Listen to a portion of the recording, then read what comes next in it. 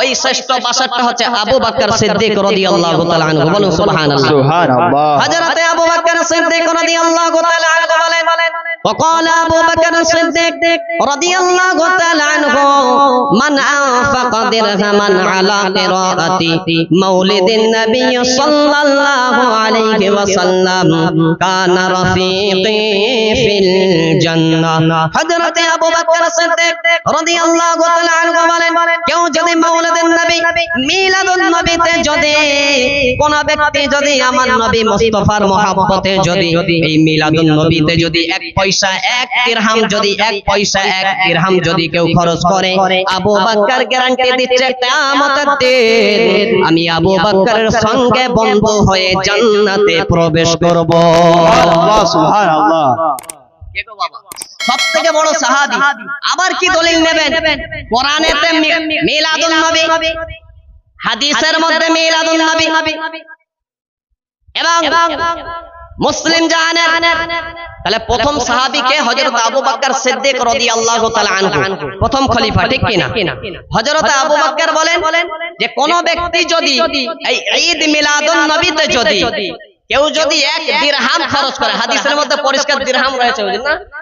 দিরহাম, যে যদি কেউ এক দিরহাম খরচ করে ওই ব্যক্তি আর হযরত আবু বকর সিদ্দিক নিজে গ্যারান্টি দিচ্ছে কিয়ামতের দিন আমি আবু বকরের সঙ্গে একসঙ্গে বন্ধু হয়ে জান্নাতে যাবে। বলুন সুবহানাল্লাহ। সুবহানাল্লাহ। এবং আসুন মুসলিম জাহানের দ্বিতীয় খলিফা আমিরুল মুমিনিন হযরত ওমর রাদিয়াল্লাহু তাআলা আনহু বলেন وقال عمر رضي الله تعالى عنه من عظم مولد النبي صلى الله عليه وسلم فقد أحيا الإسلام হযরত ওমর ফারুক রাদিয়াল্লাহু তাআলা আনহু বলেন কেউ যদি মিলাদুন নবীর সম্মান প্রদর্শন করে, জশ্নে জুলুসে যদি সহযোগিতা করে, ওই মিছিলের মধ্যে যদি মানুষকে যদি খাবার বিতরণ করে খাওয়ায়, হযরত ওমর রাদিয়াল্লাহু তাআলা আনহু বলেন ওই ব্যক্তি যেন মনে হয় পুনরায় ইসলাম জগৎকে আবার জীবিত করে দিল। বলুন সুবহানাল্লাহ। নারে তাকবীর, নারে রিসালাত, জশ্নে ঈদ মিলাদুন নবী, বিশ্ব নবী দিবস, নারে তাকবীর, নারে রিসালাত। তাহলে বোঝা গেল হযরত ওমর রাদিয়াল্লাহু তাআলা আনহু বলছে কেউ যদি মিলাদুন নবীর যদি কেউ সম্মান দেয়, সম্মান করে, ইজ্জত করে, অনেকে আছে হয়তো মাল দিতে পারবে না, সে তো জান দিতে পারবে, ঠিক কি না? হেল্প করতে পারবে, মানুষকে সহযোগিতা করতে পারবে। এটাই বোঝাতে চেয়েছে যে কোন ব্যক্তি যদি এই মিলাদুন নবীতে যদি সহযোগিতা করে, হেল্প করে, হযরত ওমর রাদিয়াল্লাহু তাআলা আনহু বলেন যে ওই ব্যক্তি যেন মনে হয় ইসলাম জগৎকে আবার জীবিত করলো। বলুন সুবহানাল্লাহ। এবার আসুন মুসলিম জাহানের তৃতীয় নম্বর খলিফা আমিরুল মুমিনিন হযরত উসমান বিন নুরাইন রাদিয়াল্লাহু তাআলা আনহু বলেন وقال عثمان رضي الله عنه من أنفق درهما على قراءة مولد النبي صلى الله عليه وسلم فكأنما غزوة بدر وهنين حضرت عثمان بن نورين رضي الله تعالى عنه বলেন কেউ যদি ঈদ মিলাদুন নবীতে যদি এক পয়সা এক দিরহাম খরচ করে, হযরত উসমান বিন নুরাইন বলেন ওই ব্যক্তি যেন মনে হয় কঠিন দুটো জিহাদ হয়েছিল। একটা জিহাদ হলো জঙ্গে হুনাইন, আর একটা প্রথম জিহাদ হলো জঙ্গে বদর। প্রথম একটা জিহাদ হলো জঙ্গে হুনাইন, আর একটা হলো বদর, জঙ্গে বদর।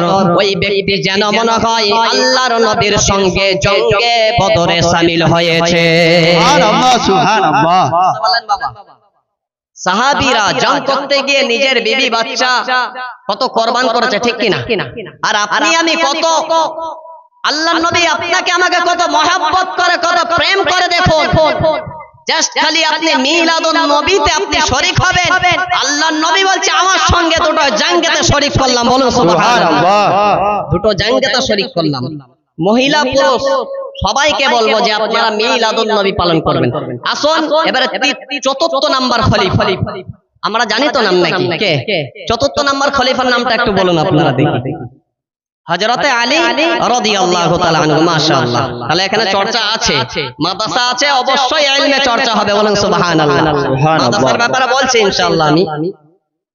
এবং চতুর্থ নম্বর খলিফা হযরত আলী রাদিয়াল্লাহু তাআলা আনহু বলেন, وقال علي رضي الله عنه وكرم الله وجهه من عظم مولد النبي صلى الله عليه وسلم وكان سببا لقراءة لا يخرج من الدنيا إلا بالإيمان ويدخل الجنة بغير حساب। হযরত আলী রাদিয়াল্লাহু তাআলা আনহু বলেন, কোন ব্যক্তি যদি মিলাদুন নবীকে যদি সম্মান প্রদর্শন করে, ইজ্জত করে, হযরত আলী রাদিয়াল্লাহু তাআলা আনহু বলছেন ওই ব্যক্তি ইন্তিকালের সময় ঈমান অবস্থায় ইন্তিকাল করবে, বলুন সুবহানাল্লাহ। এবং মওতের পরে, ইন্তিকালের পরে আল্লাহ সুবহানাহু ওয়া তাআলা ওই ব্যক্তিকে বিনা হিসাবে জান্নাতে প্রবেশ করাবে, বলুন সুবহানাল্লাহ। তাহলে চারটে বিশিষ্ট চারটে খলিফা, ঠিক কিনা আল্লাহর নবী? চার খলিফা থেকে প্রমাণ দিলাম। আর ছোটখাটো খলিফা লাগবে নাকি? ছোটখাটো লাগবে না। কোন একটা এক্সাম্পল দিতে গেলে একজন বিখ্যাত ব্যক্তির এক্সাম্পল দিয়ে দিলে হয়ে যায়, ঠিক কিনা? আল্লাহর নবী বলেছে যে নবীদের পরে যদি শ্রেষ্ঠ বাশার হয় ওটা হচ্ছে আবু বকর সিদ্দিক রাদিয়াল্লাহু তাআলা আনহু, তারপরে হযরত ওমর রাদিয়াল্লাহু তাআলা আনহু, তারপরে হযরত ওসমান জিন্নুরাইন রাদিয়াল্লাহু তাআলা আনহু, তারপরে শেরে খোদা হায়দার কাররা রাদিয়াল্লাহু তাআলা আনহু, ঠিক কিনা? আপনাদের দিকে তো এই ফিতনা চলে না, আমাদের দিকে বিরাট ফিতনা চলছে মেটিয়াবুরুজ এলাকায়। মানে শিয়া সাম্প্রদায়িক বলে একটা দল আছে, তারা তো বিরাট ফিতনা করছে, সাহাবীর শানে গুস্তাখি করছে, নাউজুবিল্লাহ বলুন। যাই হোক, আমি ওইদিকে যাচ্ছি না, আমার টপিক ওইদিকে নয়। যে ঈদ মিলাদুন নবী, এই যে মাওলিদুন নবী, মিলাদুন নবীতে আপনি টাকা খরচা করলে এর ফায়দা ফজিলত নিশ্চয়ই হাদিস থেকে, এই অধম গুনাহগারের জবান থেকে শুনলেন। ইনশাআল্লাহ আমরা আগামী বছর আমল করব তো, ইনশাআল্লাহ বলুন, ইনশাআল্লাহ বলেন, ইনশাআল্লাহ। এই মিলাদুন নবী ভাববেন না যে কোনো শিরক বিদআত। আলহামদুলিল্লাহ পরিষ্কার কোরআন শরীফের মধ্যে এই মিলাদুন নবীর কথা আছে। এবং আমি যেটা বলতে যাচ্ছিলাম যে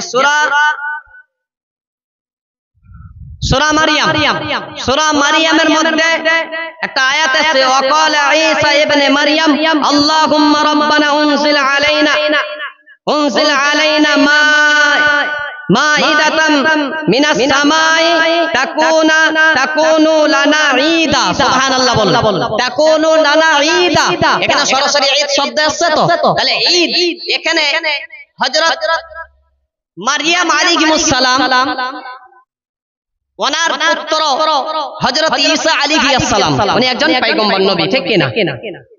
ওনার কওমরা বলেছিল যে হে পয়গম্বর ঈসা, তুমি আল্লাহকে বলো যে আল্লাহ যেন আমাদেরকে আসমান থেকে যেন খাবার অবতীর্ণ করে, বলুন সুবহানাল্লাহ। খাবার অবতীর্ণ করে। ওনার কওমরা বলেছিল হযরত ঈসা আলাইহিস সালাম উনি আল্লাহ পাকের দরবারে দোয়া করেছিল যে আল্লাহ তুমি আসমান থেকে আমাদের জন্য, তুমি আসমান থেকে খাবারের খাঞ্চা এবং সহ দস্তরখান পাঠাও। আল্লাহ সুবহানাহু ওয়া তাআলা খাবারের খাঞ্চা এবং দস্তরখান পাঠিয়ে দিয়েছিল, বলেন সুবহানাল্লাহ। এই পাঠানোতে ঈসা আলাইহিস সালাম বলছে, হে আল্লাহ তোমার এই খাবার এবং আসমানি খাবার এবং আসমান থেকে খাঞ্চা এবং দস্তরখান সহ হে আল্লাহ তুমি পাঠাবে, এটা আমাদের, এটা আমার এবং আমার উম্মতের জন্য এটা ঈদ হয়ে যাবে, বলেন সুবহানাল্লাহ।